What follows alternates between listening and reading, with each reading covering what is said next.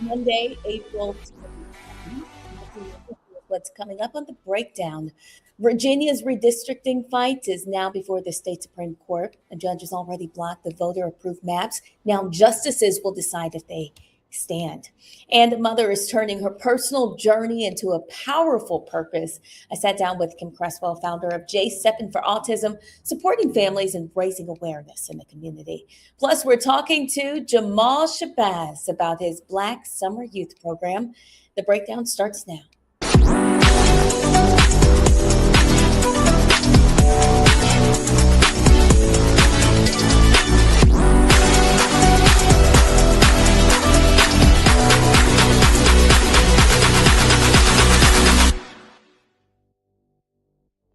As we start with a breakdown of the headlines and stories that you need to know about from across Black America.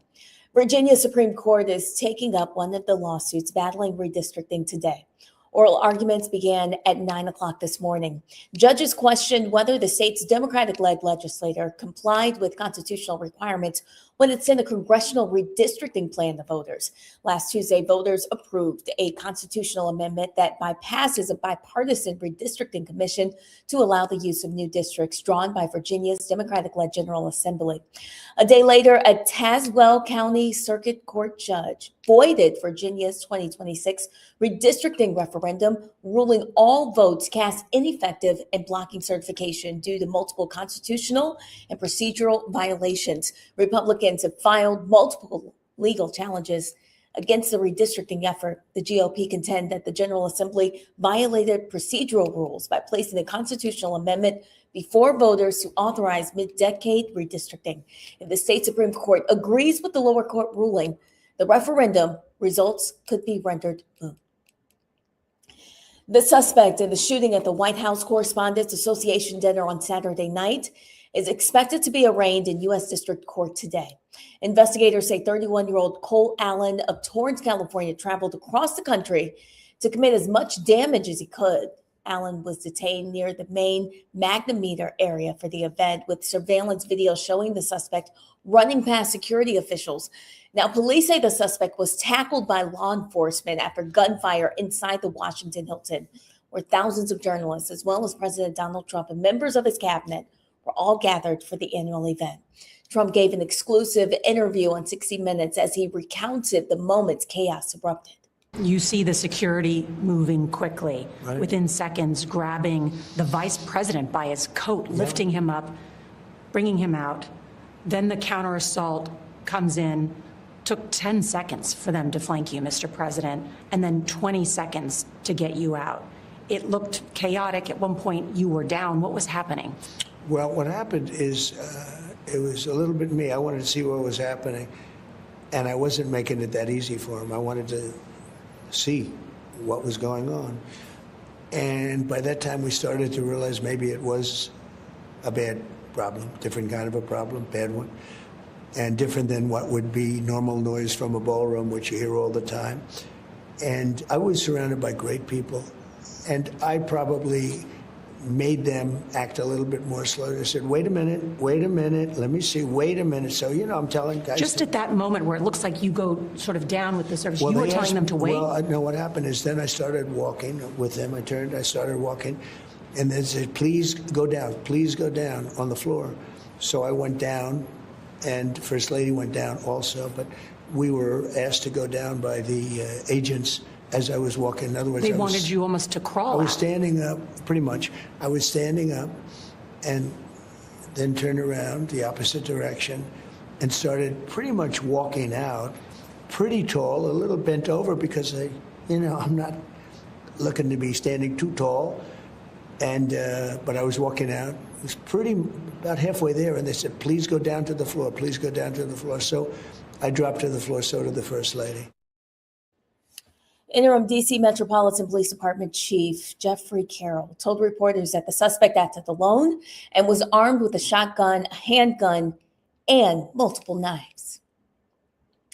Virginia Commonwealth University is committing $3.6 million to build a memorial honoring dozens of people, most of African descent, whose bodies were stolen from graves used for medical dissection and discarded in a well in the 1800s. The remains discovered in 1994 included men, women, and children, many showing signs of surgical experimentation.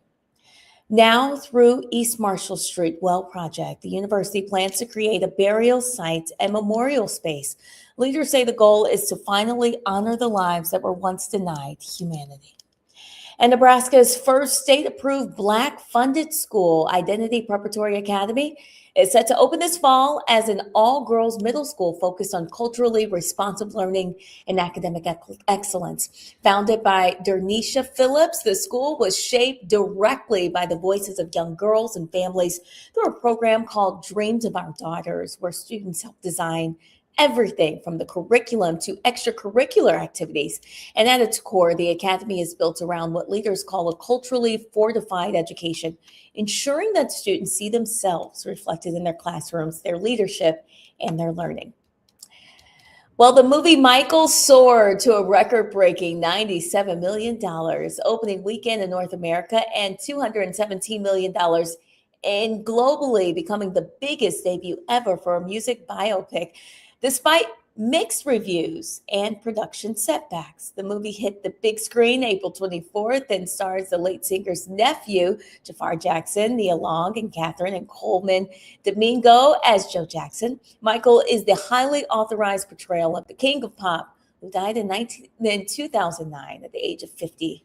The movie was co-produced by the Jackson Estate and Lionsgate. It overcame controversy and costly reshoots to draw strong audience enthusiasm, with sequels already under consideration. Well, coming up after the break here on The Breakdown, an exhibition that's going beyond art to confront truth, healing, and the lived realities of Black women. Stay with us. You're watching The Breakdown.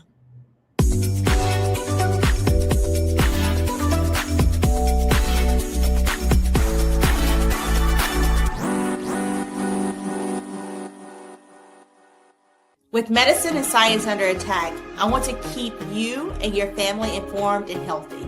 I'm Dr. Ebony Hilton, and I knew at the age of 8 that I wanted to be a doctor. So I studied hard and became the first African-American female anesthesiologist hired at the Medical University of South Carolina since its opening in 1824. And I always say I was made into a doctor, but I was born to be a mom. And as a new mom, wife, sister, daughter, and friend, I understand how frightening a medical crisis can be.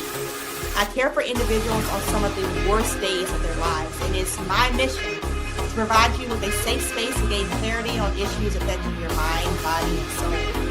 I recognize that there are health disparities, particularly as it pertains to race, and I want to help bridge the gap between you and your healthcare providers. Join me every Thursday for Second Opinion on the Black Star Network, where each week I'll invite experts from various medical fields to share the latest health news. We'll discuss topics such as the vaccine debate, mental and sexual health, medical bias, infertility, menopause, andropause, nutrition, and aging. Together with my medical colleagues, we aim to provide you with a second opinion. Don't miss it, Thursdays only on the Black Star Network.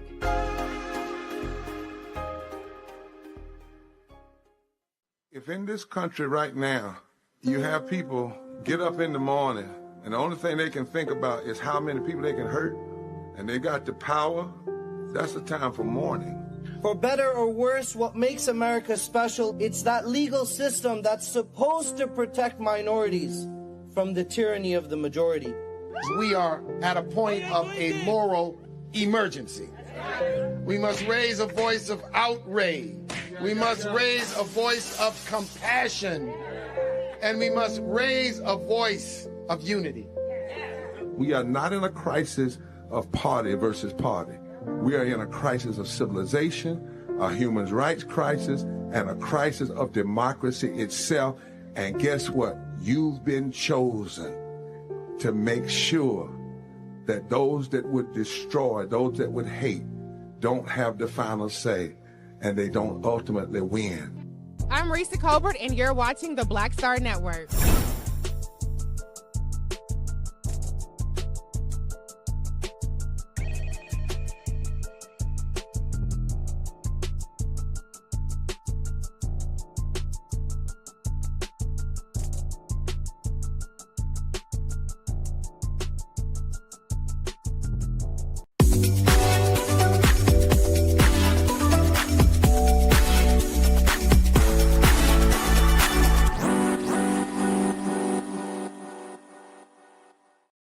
Welcome back. Today on The Breakdown, we're talking about the truth, healing, and the power of art, all to confront what too often goes unspoken. A new exhibition in Harlem is creating space for just that, centering the lived experiences of Black women. Joining me now is Michael Unthank, board chair of the Children's Art Carnival, and Lysandra Ramos, co-curator of the exhibition Naming the Wound and Breaking the Spell. I want to thank you both for being with us today. Thank you for having us. Absolutely. Yeah, thank you very much. Yeah. So tell us a little bit about this exhibition. It's described as being more than just art, but really a space for survival, truth telling, and healing. Tell us a little bit about what it means to name the wound. Well, let me start by just telling you a little bit about the carnival and why it's so appropriate for the exhibition to take place here. The Art Carnival, the Children's Art Carnival, was founded by the artist Betty Blayton Taylor, who's a Harlem icon. She was one of the founders of the Studio Museum in Harlem. And she established the carnival's programs, really targeting, providing art programs for young people, for children, with the vision that art is important whether you want to become an artist or not, to becoming a whole person.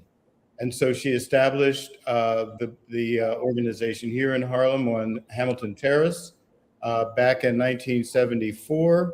And it's been going strong with some bumps in the road after Betty Blayton Taylor passed away in 2016. So more recently, we've been really focused on restarting our programs. So currently we provide participatory programs for young people, their families, and all the residents of our community, and as well as an ongoing exhibition program. We do believe in Betty's vision, which is providing a space, a safe space for experimentation, creativity for Black artists. And the Carnival has been a place for Black artists since its founding. In terms of the exhibition, which is just opened this past weekend, it's very beautiful, it's gorgeous. I want to introduce Lysandra, who is our partner in for several years, actually, as the executive director of the Centro Civico Cultural Dominicano. Lysandra, if you want to tell folks about the exhibition, they're looking at some images now. Absolutely, absolutely. I am happy to be here, and I represent a group of people. I represent not only the Centro Cívico Cultural Dominicano, but also my partners in this work this year. My co-curator, of course, Jose Ortiz, who's a visual artist, and he's an alumni of Children's Art Carnival, along with Boosie Petersman, who's the executive director and founder of Women Healing and Empowering Women, WHO. And they've been doing this work, or we have been partnering in doing reentry work for many years. The Centro this year was inspired by WHO's 5th cycle of the Be a Ripple movement, which is part of a program that they have that truly creates a space for raising this issue of sexual violence and ancestral trauma up, and trying to find ways to create not only resiliency, but true healing and a thriving existence once we move past this space of feeling like we are burdened and carry all of the pain and suffering that we've experienced historically in our bodies, right? And in our minds, and what is evident in our day-to-day experience. And so the work has been happening since August. There have been a series of 9 months of workshops with melanin-dominant women, Caucasian women, melanin-dominant men, young people around this work. And what the Centro did this year was not only translate the words and the poetry of Bea Richards, A Black Woman Speaks, but began to have these conversations, unpacking the thematics of trauma and how do we move through this, and putting on top of it the arts and culture experience. So we've done mask making, painting. We created big crochet banners and quilts, finding ways of being empowered through creating creative expressions of that suffering and that power. And so the exhibition that you see is actually a collection of two amazing Black collectors, Kevin Taylor and the Armand Paul family. And you'll see in this exhibition, not only this is the work of Star Kim, we have Dionis Ortiz, we have artists like Carlos Martiel, Zarina Khan, Yu Yon Nam, and that the image that you see right on front is an important one that starts with the Haitian artist that we adore, Gina Arvelo, who really looks at exploring suffering and the search for salvation through connections of lineage, ancestry, and the land of Haiti and Haiti. And we know the dynamic that exists in the Isla of Haiti, which is where Dominican Republic and Haiti, and there's a lot of tension there. And so highlighting all of the pain and being able to bring it to the conversation is something that we were able to do this weekend as part of the symposium, and starting to unpack what does it mean to create economies of social justice, thriving spaces where wellness is discussed, where power is discussed. How do we continue to bring forward people that are doing the work in the community, putting dollars back into the community, doing what Betty herself had wanted, envisioning artists to be able to bring forward the civic discourse that is connected to the art that we create. Because only through doing the art are we able to find our way through this pain. I mean, this exhibition comes at a time when Black women were navigating just so much, right? Also economic instability, maternal health disparities, just rising domestic violence. Michael, help us understand why it was so important for you to step in and help empower communities through creative expression and voice. Well, it's a long story, I guess is the best way to put it. But I think I've been involved in the arts and supporting community arts organizations and artists for many years in various ways. And I guess most recently, I won't say most recently, but in the last 15 years, I also served as the director of the Harlem Arts Alliance, which did bring me back to my kind of home community now in terms of providing service within the community, and instead of in addition to the broader area or region. But I think that I had been involved and got to know Betty at least at a professional level many years ago. And through the difficulties, I think, of the financial crash of 2009, 2010, and that area, the carnival really suffered. And working with Jose Ortiz, who's also, as Lysandra mentioned, the co-curator of this particular show, and also he is a protege of Betty Blayton Taylor's and grew up here at the carnival as a student and ultimately as an instructor and as a staff member. We were kind of charged, I would say, by Betty to, kind of get the organization back on its feet. Betty left us a beautiful, gorgeous townhouse here on Hamilton Terrace, which is a historic block, one of the most beautiful blocks in New York City. So we encourage people to come and check us out. But this is a labor of love that is connected directly to Betty's vision and her commitment for arts in the community and highlighting, showcasing, centering Black artists and Black families and our community. So as the community evolves, it's important for us to continue that effort. In this particular case, we have developed a very strong relationship over several years with Centro. And this was a perfect opportunity to bring this particular show to the community this year. So the show just opened on the 24th, and I think it's scheduled to close in 2 weeks. So we encourage everybody to come and check it out. We are open all weekend and by appointment during the week. We are located at 62 Hamilton Terrace. Our website is at childrensartcarnival.org. So come and check us out. The artwork is absolutely stunning. And also we have a pretty robust program of participatory activities exploring the arts for young people, their families, and for artists. Michael and Lysandra Ramos, thank you so much for the work that you're doing in the community and for joining us today on The Breakdown. Appreciate it. Thank you. Absolutely. Well, coming up after the break, water, power, and control. Candace Kelly and Mondale Robinson break down concerns over North Carolina's water supply and the role of data centers. You won't want to miss this conversation. Stay with us. We'll be right back.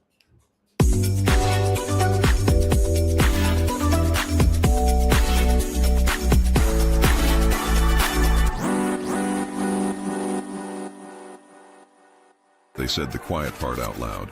Black votes are a threat, so they erased them. After the Supreme Court gutted the Voting Rights Act in 2013, Republican legislatures moved fast. New voter ID laws, polling place shutdowns, purges of black voters from the rolls. Trump's Justice Department didn't stop it, they joined in. In 2018, his DOJ backed Ohio's voter purge system, a scheme that disproportionately erased black voters. Their goal, erase black votes and political power. Yeah, that happened. These are the kinds of stories that we cover every day on Roland Martin Unfiltered. Subscribe on YouTube and download the Black Star Network app. Support fact-based independent journalism that centers African Americans and the issues that matter to our community.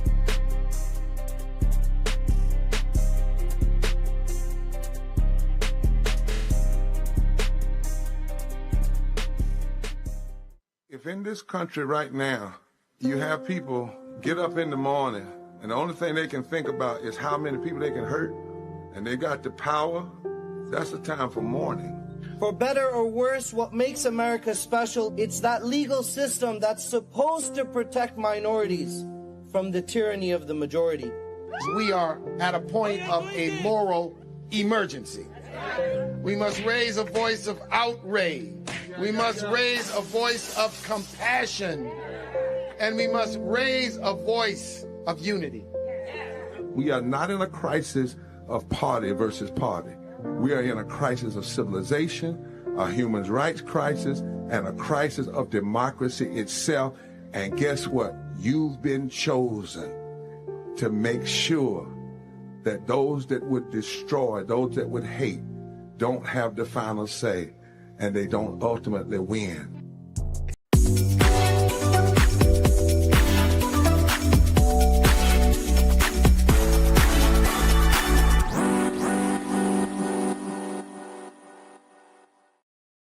Today, for our Black and Missing segment, family and friends are asking for your help in finding Isaac Price. He's been missing since November 12th of 2023.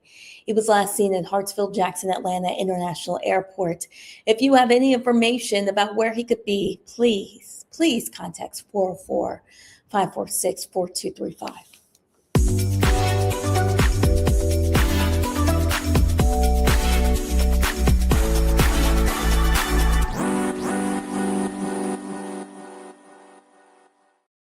Well, in case you missed it on Roland Martin Unfiltered, guest host Candace Kelly spoke with leaders about white majority counties possibly hijacking the majority Black counties in North Carolina's water supply. North Carolina Infield Mayor Mondale Robinson and Kelly discuss how data centers are at the center of this water heist. All right, so North Carolina is currently experiencing a historic drought, raising concerns about the establishment of what are called data centers across the state. Now, these facilities require significant amounts of water to cool their servers, and estimates suggest that a single data center could consume up to 2.5 million gallons of water each day. So in response to these water demands, a local bill is being considered that would allow predominantly white counties to draw water from predominantly black counties to address these particular water shortages. One impacted area is Enfield, North Carolina, and Mayor Mondale Robinson joins us now to talk about everything that's going on. Mayor, thank you so much for being with us today. Thank you so much. Thank you for standing in for Ro as he gets some time to decompress and be with family. So I appreciate that. Yeah, thanks for having me. Yes, indeed. Yeah, so for people who don't understand what these data centers are, tell me, because it is a huge processing center that needs lots of energy, and that's where the water comes in. How would you explain it on the basic 101 course level?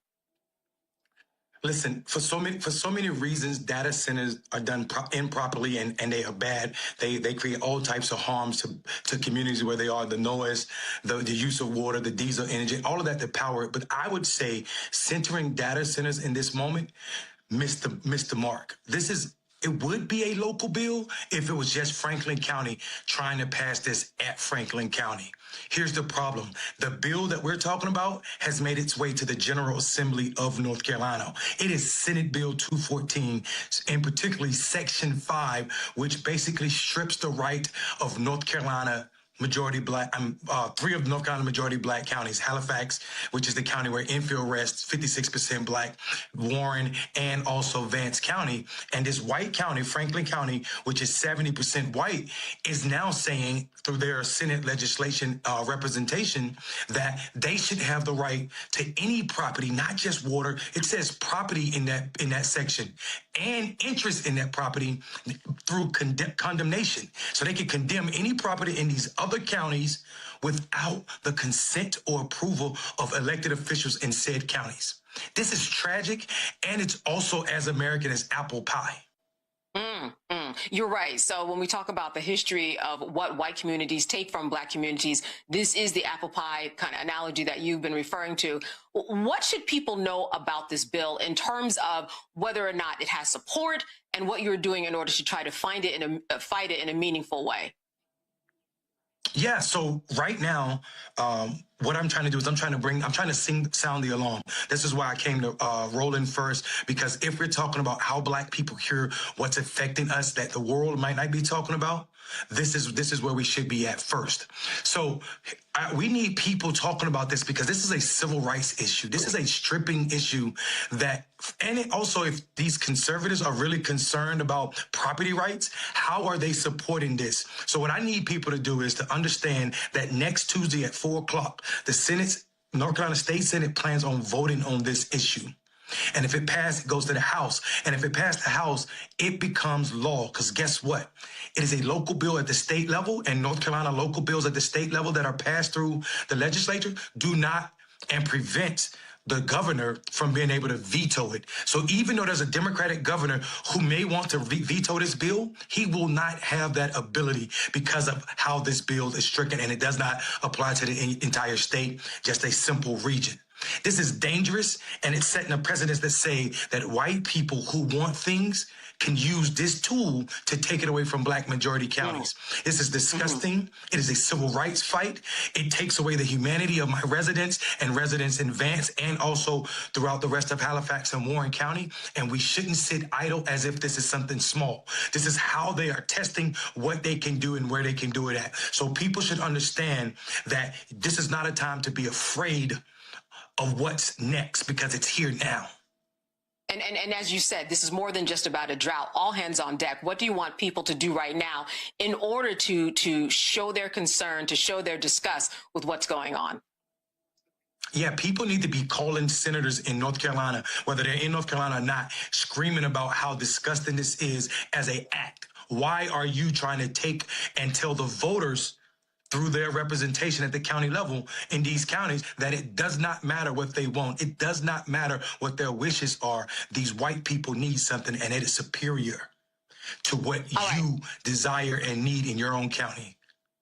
We're going to bring the panel in now. I know that they have questions for you. I'm joined tonight by Michael Imhotep. He's the host of the African History Network show. Also, Dr. Avis Jones DeWeaver, author and co-founder and editor-in-chief of Max Black Media. And Rebecca Carruthers. She's president and CEO of the Fair Election Center. Rebecca, I want to start with you. Questions for the mayor.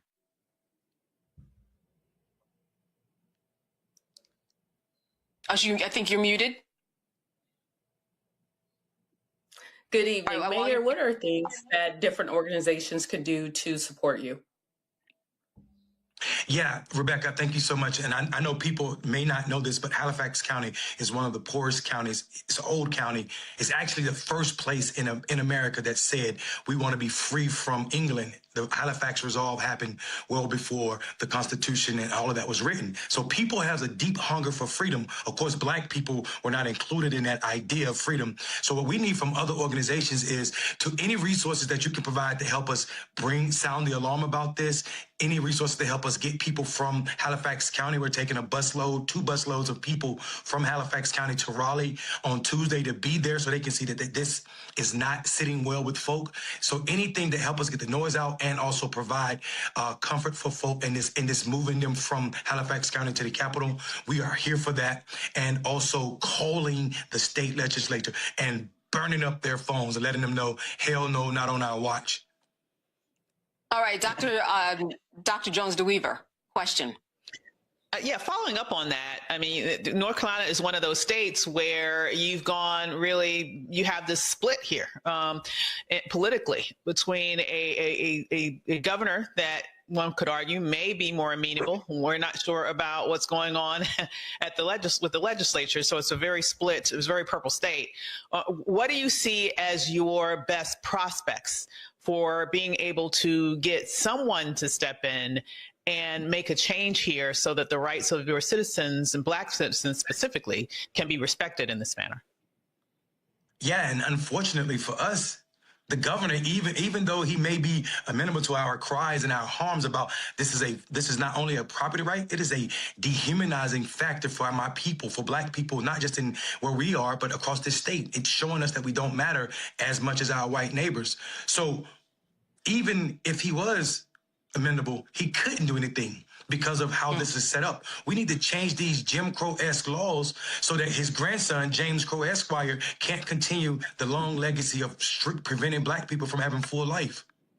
That happens, though, only as a result. I'm sorry, that happens only as a result of elections. We need to rethink and think broader than these gerrymandered districts that prevent Black people from having an accurate voice across our state. We do that by turning out voters that don't normally participate. That's right. And that's why you are sounding the alarm on this. Let's go to Michael. Michael, question for the mayor. Hey, Mayor Mondale, good to see you again. So my question is twofold. One, in the state legislature there in North Carolina, could you let us know who controls the state house, who controls the state senate, number one. Number two, what are the justifications? I know you talked about the justifications of those who say own the data centers, but the people in the state legislature that are going to vote for this, right? What are their justifications to say, oh, you can take water from African-American, predominantly African-American counties, okay? But they wouldn't allow the reverse to take place. Yeah, I mean, we know what the justification is. It's the same justification that told that white man that lived on Pennsylvania at the White House that he could tear down the East Wing without anybody's permission. It is the idea of whiteness and their life matters more than anybody, especially Black people. America has a high tolerance for Black suffering. So I think the justification is just that. America has a history, 400+ year history of making sure white people are comfortable, even if it's at the expense of Black lives. And I think that's where it rests. they would never, not only would they not allow black people to take the resources from this majority white county, they wouldn't even let this county, Franklin, try to take water from Car Lake, and they stopped that and prevented that because white people enjoy that lake. They're fishing, they're swimming, they're hiking and kayaking on that lake, and they said you will not have more access to this lake. So the backup plan, I guess, was, well, you can't have it from this natural resource that we call Car Lake, but you can have it from those black folk down south. So what at the end of the day does this look like to you in terms of a satisfactory answer to deal with the drought, the water problem? What are your council proposals and what you are telling them needs to be done? Yeah, I mean, so right now we've done resolutions at the county level, and the town of Enfield done its own resolution. But I think what needs to happen, first of all, we need to do away with this idea that legislators can pass things without the governor having the right to veto it. That is as old and as racist as the filibuster in the United States Senate. We need to get rid of that thing too, that tool too. But what is a satisfaction action at this moment is that, one, all legislators that are elected by the people of North Carolina vote against this, even the person who introduced it.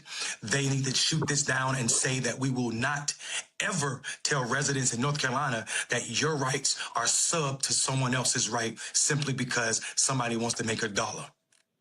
All right. Remind us once again of the vote is taking place next week. Give us the time, details once again before we go.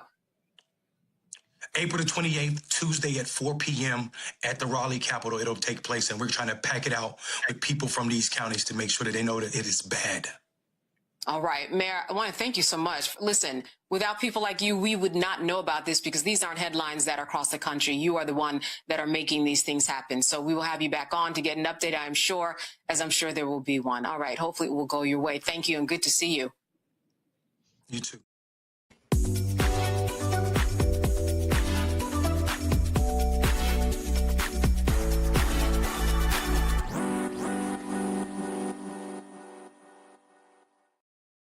Well, be sure to tune in tonight to Roland Martin Unfiltered for all the latest news impacting our community. That starts at 6 p.m. Eastern, right here on the Black Star Network. We'll be right back right after a quick break. But please, I just want to take this moment to note that we really appreciate your support, and anything that you give us is critical to what we do. You can support us via Cash App using the Stripe code. There it is in the bottom left-hand corner. You can also help us out with credit cards. Use the same thing. PayPal's are Martin Unfiltered. Venmo's RM Unfiltered. Zelle at rolandsmartin.com. Rolling at rolandmartinunfiltered.com. And if you're old school, you could send us a check or a money order. It's all payable to Roland Martin.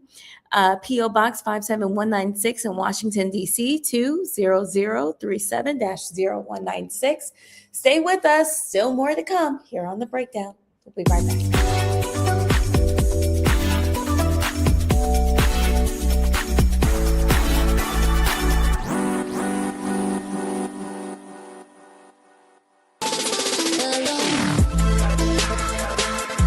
Hey y'all, welcome to The Other Side of Change, only on the Black Star Network and hosted by myself, Bria Baker, and my good sis, Jamira Burley. We are just two millennial women tackling everything at the intersection of politics, gender, and pop culture. And we don't just settle for commentary. This is about solution-driven dialogue to get us to the world as it could be and not just as it is. Watch us on the Black Star Network, so tune in to The Other Side of Change.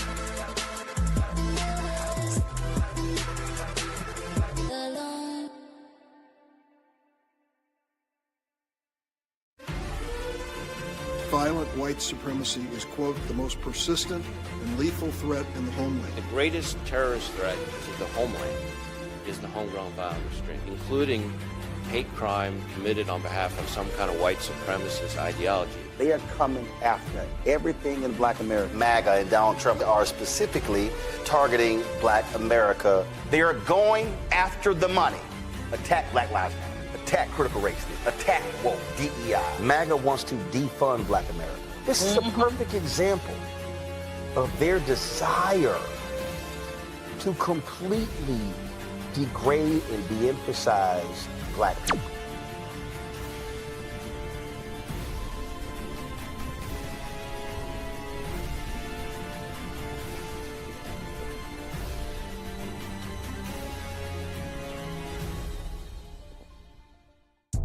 Hi, I'm Swing Cash, Basketball Hall of Famer, and you're watching Black Star Network.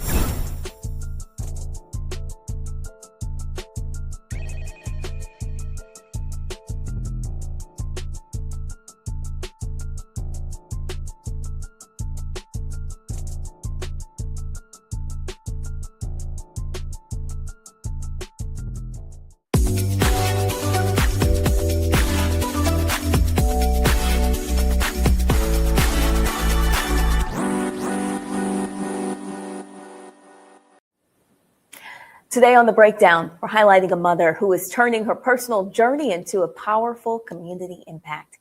We're featuring Kim Cresswell, founder of J Steppin' for Autism, an organization dedicated to supporting families and raising awareness about autism.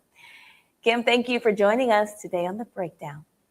Thank you so much for having me, Brittany. I really appreciate it. Absolutely, Kim. Let's begin with sharing your story. How did your journey as a parent lead you to create J Steppin' for Autism? Yes, ma'am. So J Steppin' for Autism was founded in honor of my son, Jackson, who is autistic. He was diagnosed in 2020 during the middle of the pandemic, but focus obviously shifted to my son versus COVID. And what came from his diagnosis after a year of just kind of primarily focusing on him, I did a toy drive for the kiddos at the ABA clinic he attended, and that led to Jackson's Gift, the Gift of Play. In 2023, we did an autism awareness and acceptance walk, and hence J Steppin' for Autism was fully born.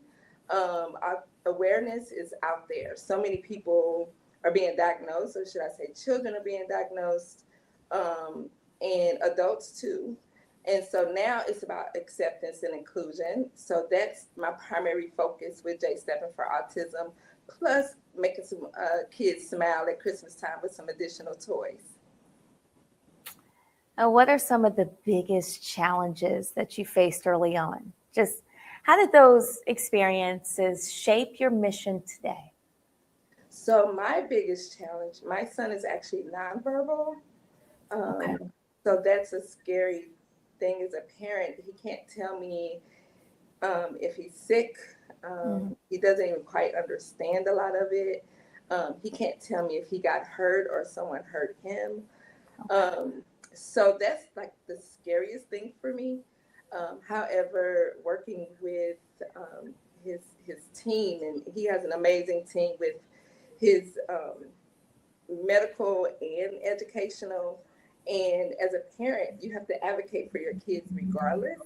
I just have to take it a step further because I'm his voice. He's my heart, I'm his voice, and I'm always going to be his voice.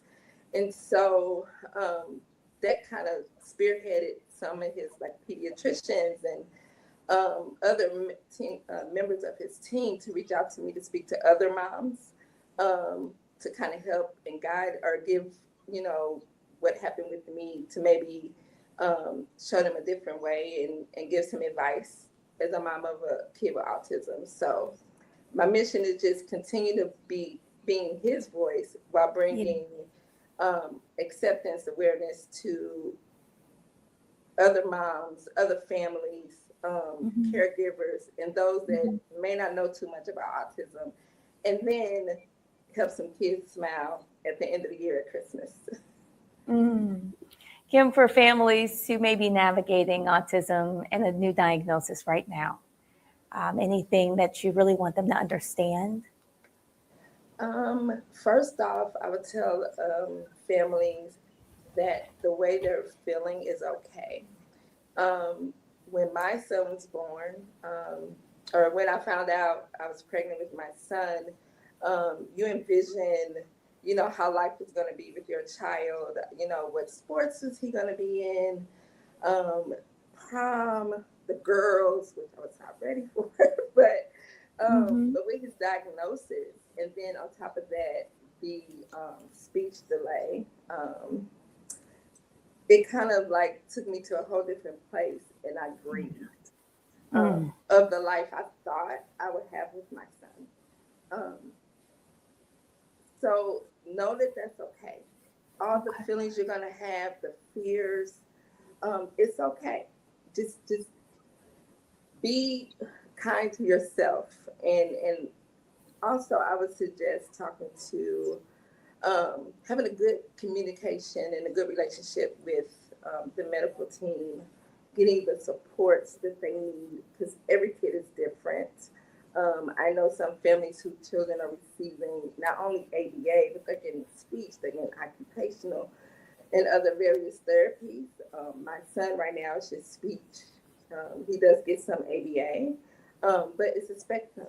So definitely build those relationships with the people who knows about it. Advocate for your kid because you know your child. And then thirdly, let the support system be there. Let them help because you're going to need it. We want to be, and we're going to be super mom, super dad. But we need to also allow those that love us to love up on us, if that makes sense. So. Oh, it does make sense. Absolutely. I mean, that's really what your organization is all about, right? The work that you're doing. What kind of impact are you seeing? You know, the biggest, I think, I would say the toys, obviously, because I get to see the kids' faces and the joy it seems to bring, even though they may have the best Christmas, they're getting one more toy and they actually get to pick it out themselves. I've partnered with the Easter Seals the past 2 years for their Milk and Cookies event. And to see the kids get to come in, they come straight to my table and they literally get to pick out what they want. And when I see those smiles, it lets me know this is why I'm doing this. This is why God gave me this experience to be in the lives or to cause such an impact with other kids. Another thing I would say is speaking to other moms once their kid receives the diagnosis, to be able to share my story and maybe offer some hope or encouragement. Like the feeling is beyond, it's just an amazing thing. So I know that what you do is necessary because there are still gaps that exist in the system when it comes to access and resources and support. Can you tell us about what needs to happen to make it a bit easier for families? I think so. That's where the acceptance piece for me comes in at. The first thing is getting our kiddos and adults diagnosed. There's like long wait lists for even an evaluation. So I think that should be a focus first, is to get those that have, if you have a parent that's experiencing delayed in their milestones or they're seeing their kid not reaching their milestones, there shouldn't be a year-long wait list for an evaluation. So we need to kind of fix that piece. And then once we get our kids diagnosed, then the supports need to come into place.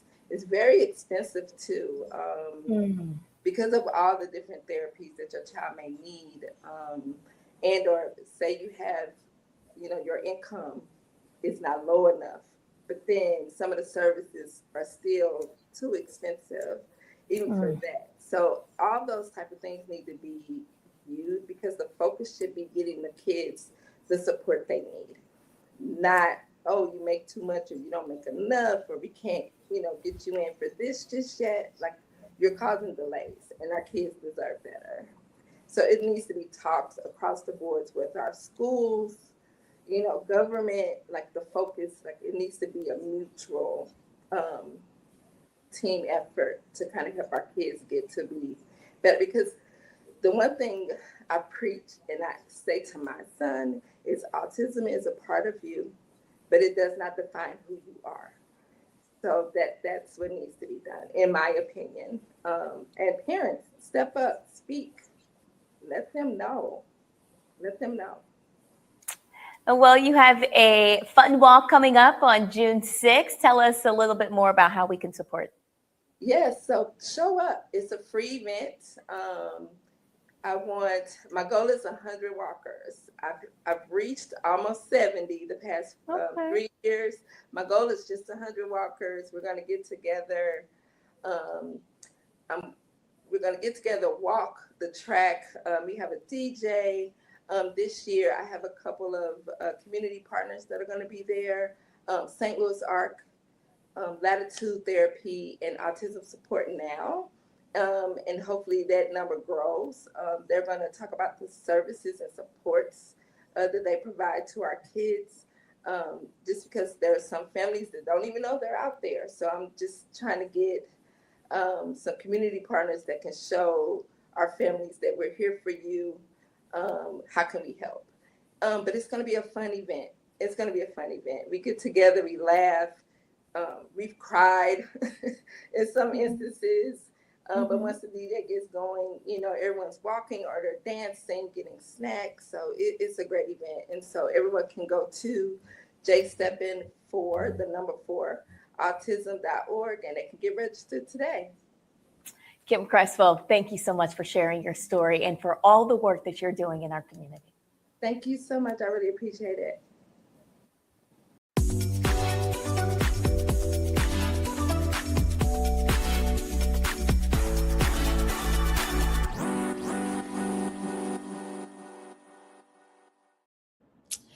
Well, we're talking with Jamal Shabazz about the Black Summer Youth Program at the Riley Youth Community Center. That's in Indianapolis, and how he's using Black history and community to empower young people here in the Midwest. Stay with us.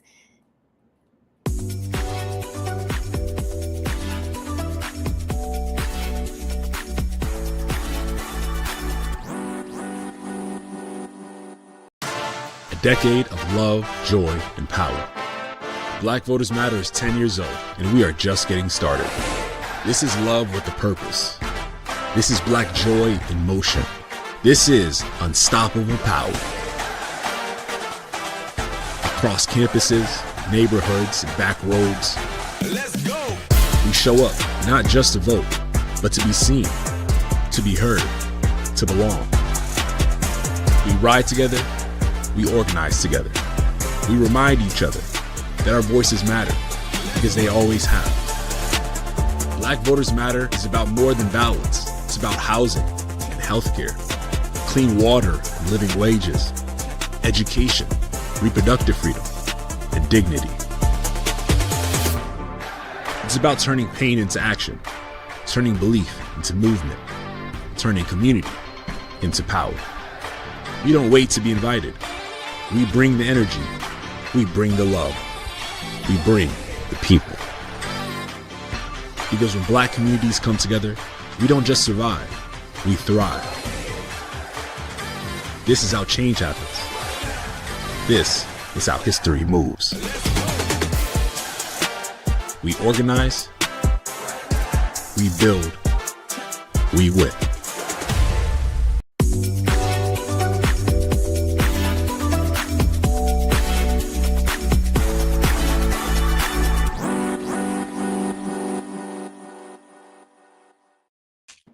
Welcome back to The Breakdown. Joining me now is Jamal Shabazz, founder of the Black Summer Youth Program at the Riley Youth Community Center and creator of a Black History board game designed to educate, empower, and inspire the next generation. Brother Shabazz, thank you for being with us today. Peace and liberation. Pleasure's all mine. Thank you for having me. Let's begin with the vision. What inspired you to create the Black Summer Youth Program? So I'm 28 years old. Served 5 years active duty in U.S. Army from 18 to 23 years old. While I was in the service, I didn't like doing Army, things, but I met people from innumerable geographical locations. And, being a young man, 18 and 19, when I started reading these books, I saw other brothers and sisters from the South reading books while I was in the service. They led me to, obtain a plethora of Afrocentric and Black-focused books, literature, other works and materials. And it gave me not just the information, but inspiration to think outside the box, to create my board game, my app, my lectures and speeches, viral videos and content on social media, my youth programs across the state of Indiana. Right now, I have a contract for the Riley Community Center, but, I'm at different community centers, educational facilities, and schools across the state. But yeah, adding modern contemporary elements to what the ancestors taught us, and providing solutions to how we can liberate ourselves as Black Indo-African people on an international global aspect and scale. We hear a lot about gaps in education, especially when it comes to how Black history is taught. So tell us Mhm. how your program works to fill those gaps for young people here in the Midwest. So you have to add modern and contemporary elements and meet the needs and speak the language of the youth today. With all due respect, there's a lot of organizations that are out here. They have a great presence in person, but they're not doing things in a modern lens or a modern approach. So then, I mean, you're not going to get the youth. You got to do things like I created an app, right? I have my physical knowledge of board game and my app that teaches you Black history and Black culture. So kids like iPads, like apps. So I made an app to where they can laugh and learn, get a thorough education, and be entertained simultaneously. Um, my content on social media, kids are always on TikTok and Instagram. Mhm. So I talk about self-discovery, history, and instilling and fostering a grand sense of community in a palatable way or a digestible way. I use this, lingo and dialogue that the youth uses, young adults use. And I also incorporate some elements from pivotal notable Black figures. I have over 200 books in my collection. I'll retouch sentiments from Malcolm X, Bell Hooks, Toni Morrison, Martin Luther King, Patrice Lumumba, all these pivotal, notable Black figures, to where they can get the information, the inspiration, and they're having fun at the same time. And they're thinking about their conditions, circumstances, and phenomena, and how they can improve their situations and predicaments. So we don't just want better for ourselves, we actually get better for ourselves and establish new world making abilities as well. And talk to us about the impact. What kind of changes have you seen some of the youth go through that have been a part of your program? Yes, one of the things that I definitely put painstaking attention or focus on is them having that internal esteem together.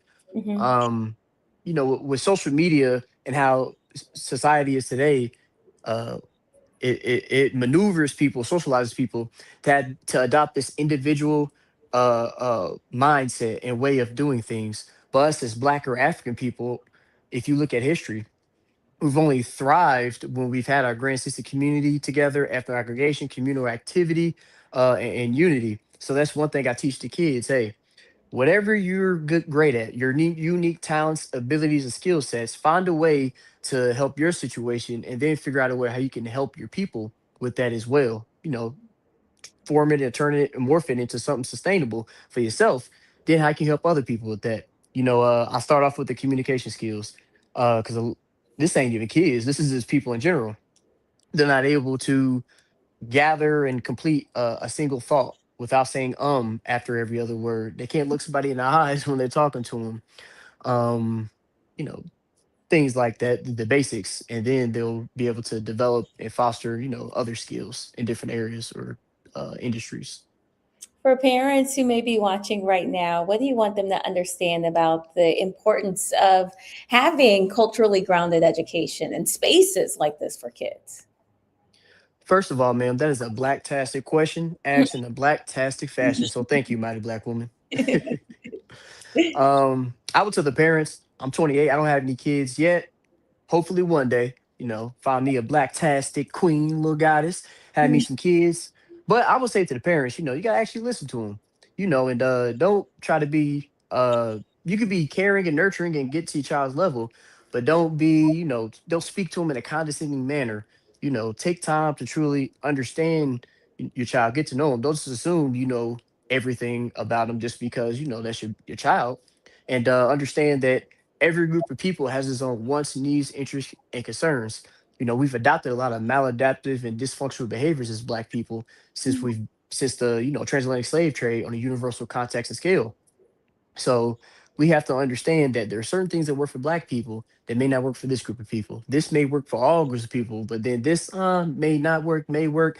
So there are certain things that work for us that don't work for others. We can't go to uh, uh, we can't depend on non-Black institutions to properly educate our child if these institutions and systems were never created to help us advance us in the first place, the initial causes and factors of them. So we have to lean on ourselves to educate our own kids. I mean, you got time to get your hair done every week and get your nails done.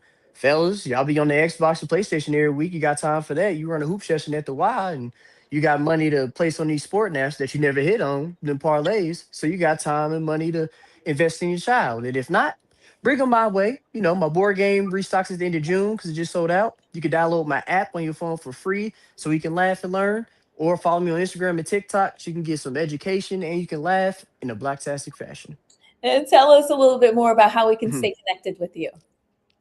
Most definitely. If you Google brother Jamal Shabazz, the Blacktastic brother himself, me, will pop right up. You can follow me on Instagram, Maul317. You can Google brother Jamal on TikTok. I'll pop up in the Blacktastic fashion. Check out my lectures and speeches on YouTube. I gave a lecture at the University of Indianapolis, Marion University recently. And you know, I'm a proud product of Naptown, Far East Side, Indianapolis. So if you're in Indianapolis, you definitely gonna see me in your neighborhood every other weekend. And you said your board game has already sold out. Yes, ma'am. My board game recently sold out about a month ago, but due to my most recent partnership, because again, I work with different community organizations, community centers, and educational facilities, it restocks at the end of June, thanks to the investment from the Riley Community Center from my youth program and to get more board games. So if you tap in with me, you might be able to get you one at the end of June. Mighty Black Men and Mighty Black Women.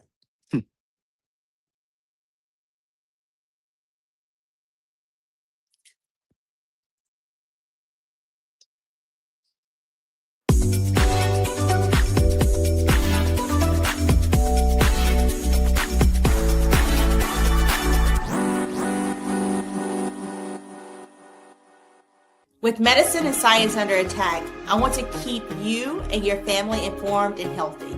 I'm Dr. Ebony Hilton, and I knew at the age of 8 that I wanted to be a doctor. So I studied hard and became the first African-American female anesthesiologist hired at the Medical University of South Carolina since its opening in 1824. And I always say I was made into a doctor, but I was born to be a mom. And as a new mom, wife, sister, daughter, and friend, I understand how frightening a medical crisis can be. I care for individuals on some of the worst days of their lives, and it's my mission to provide you with a safe space to gain clarity on issues affecting your mind, body, and soul. I recognize that there are health disparities, particularly as it pertains to race, and I want to help bridge the gap between you and your healthcare providers. Join me every Thursday for Second Opinion on the Black Star Network, where each week I'll invite experts from various medical fields to share the latest health news. We'll discuss topics such as the vaccine debate, mental and sexual health, medical bias, infertility, menopause, andropause, nutrition, and aging. Together with my medical colleagues, we aim to provide you with a second opinion. Don't miss it, Thursdays only on the Black Star Network.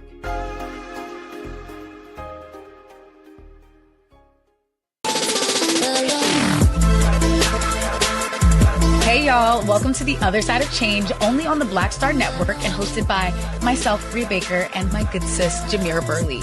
We are just two millennial women tackling everything at the intersection of politics, gender, and pop culture.